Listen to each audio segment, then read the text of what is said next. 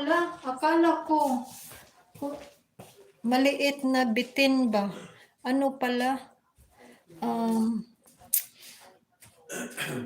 um,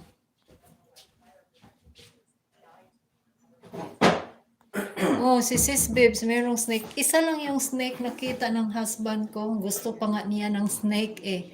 Tapos yung snake na nakita dito sa garden namin, ano, dinala niya doon sa kanyang property. 3 hours from here. Kasi gusto niya doon kasi may mga mice doon. Tapos hindi na siya nakakita. Hindi na kami nakakita dito so far.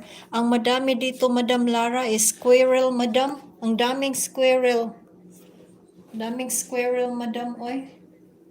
Agoy. Ayun. Dinala ni ano.